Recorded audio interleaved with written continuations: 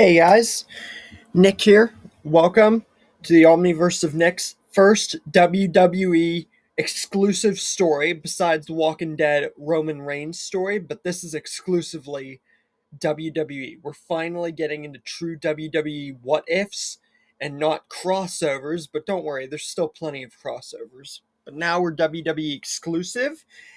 What if John Cena stayed in WWE? Now, before we get started, be sure to smash the like button and subscribe to the Omniverse of Nick, and check out the About tab and homepage so you don't miss anything past, present, and future the Omniverse has to offer. With all that said, let's begin. So, if you guys do not know, in 2017, after the match with Miz and Maurice, with John Cena and Nikki Bella, John Cena basically went full-time Hollywood. Now, just because of that, he would still show up. He would still be part of WWE. But the full-time WWE John Cena after that match at WrestleMania 2017 would die forever. But John Cena would never leave the business until, even after all appearances, SummerSlam, Summer of Cena, WrestleManias, Bray Wyatt, etc., he would still show up to the business. But in 2024, Money in the Bank, John Cena would announce his retirement and the tour that he would run in 2025. So, on the debut of Netflix 2025, John Cena would fully confirm and just overall put into play his retirement tour. 36 dates, which the original plan was 200, but it was put down to 36. So, after that, Cena would debut in his last Royal Rumble, coming in second place. He would win his final Elimination Chamber match, also turning heel against Cody Rhodes for the Undisputed Championship to get 17, teaming with The Rock and Travis Scott in one of the most, if not the most, shocking television moment, especially for WWE, that the world had ever seen. He would win thanks to only Travis Scott in a very kind of debatable good moment. But he would still break the record of Ric Flair, no longer tying him, and becoming the greatest of all time, aside from Roman Reigns, and become the never seen 17. He would have his final match at Backlash against Randy Orton for the title. He would have his pretty much final match against R-Truth as Ron Cena to try to get him back to normal. And he would feud with Cody Rhodes almost the entire time he was heel. First at WrestleMania, where Travis Scott interfered to help him become 17-time champion. He would feud with him and Jey Uso, teaming with the likes of Logan Paul and several things that had went down at 2025's Money in the Bank, and would fight him one more time at SummerSlam, turning face again halfway through the year, and Cody getting back the championship. He would team, like I said, with Logan Paul against Cody and Jey Uso, and they would actually form a little team, at least until Money in the Bank. And they would clash themselves at Clash in Paris, where a lot of nostalgic and amazing, move inspiring, and just, it would be a great match, despite it being Logan Paul. R-Truth would have his contract unfortunately expired by the time that him and John Cena would fight at a Saturday night main event before Money in the Bank, but Truth would return as Ron Killings, and he would feud with Cena for a while, being a heel R-Truth as Ron Killings, but would later turn just at SummerSlam. Then Cena would fight Punk one more time besides the Chamber and the Royal Rumble at Night of Champions for the title. Then he would get utterly decimated, completely destroyed, worse than even SummerSlam, all the way back in the 2010 era going onward, against Brock Lesnar, who'd return after SummerSlam's ending to literally just completely destroy John Cena, even after pulling 3 AAs. Then he would fight AJ Styles, and this match would not only be the best match of his retirement tour, but the best match, in my opinion, of 2025. Sister Abigail's, RKO's, Sweet Chin Music's, Scorpion Death Drops, Break the Walls Down, and Cochina Clutches. They would literally Tombstone Pile Drivers, Choke Slams. It would literally be like a WWE 2K game, and it was the probably best match of the entire year. Then John Cena would hold a 16-man tournament to present the ultimate field of opportunity for NXT and WWE stars and to decide his final opponents, with the final two being LA Knight and Gunther, and we all know how it was going to go from there. John Cena would also win the Intercontinental Championship for 2 reigns, pretty much. Not 2 reigns, but, 2 shows, and would finally become a Grand Slam champion. He would put over the entire Judgment Day and Liv Morgan's return in Dominic getting the title back. And then his final match at Saturday night's main event, December 13th, would be against the Ring General Gunther, just like Goldberg and just like AJ Styles.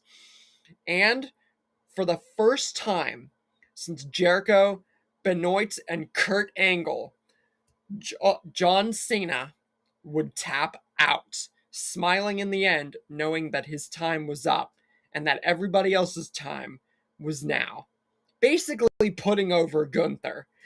And with that, John Cena's illustrious, nostalgic, and the greatest of all time's career would come to a close. But what if it didn't? And now I'm not talking about him staying beyond 2025. Like, he doesn't actually retire.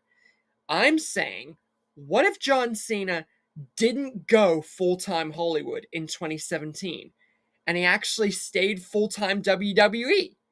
And, like, he either quit Hollywood or just didn't go there full-time and truly committed to staying in the business that he truly loved. And really, Hollywood would be a back burner thought. That's what we're going to answer.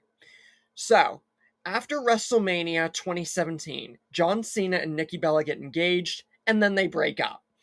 John Cena then returns on SmackDown a week later, and in a very, very epic way. And he is very happy to be back, even though it's only been a week. He announces to the fans that he's had a lot of time to think.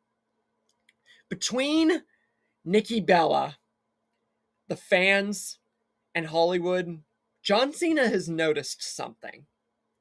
The fans are always going to be divisive or decisive about him, and he has come to realize that him staying away from the business, it's not right. It's never sat right with John Cena. And the noise and the people, that's what John Cena is around for. True, movies and commercials and the Teen Choice and the Today Show and Kids Choice Awards, it's all been great for John Cena and elevated him to a great level. But nothing, and he means nothing, has ever elevated him more than the business that he started in and that he became a part of. So, John Cena has made a decision. He says, screw Hollywood.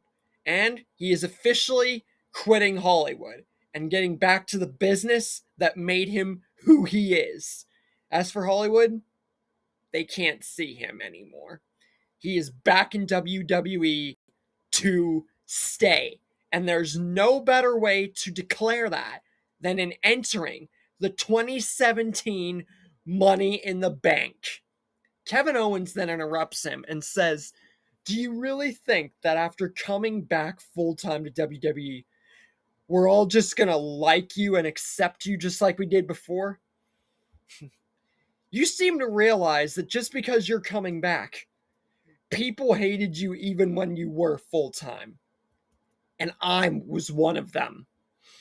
So, you are not entering the Money in the Bank match because I will be entering the men's Money in the Bank match. So, even if you're able to get in the match, you're still going to have to go through me.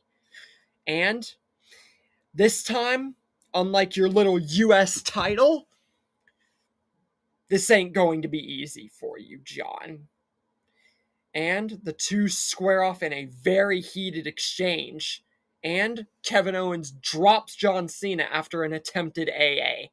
So, we get to the men's Money in the Bank. Styles, Corbin, Kevin Owens, Dolph Ziggler, Sami Zayn, and Shinsuke Nakamura.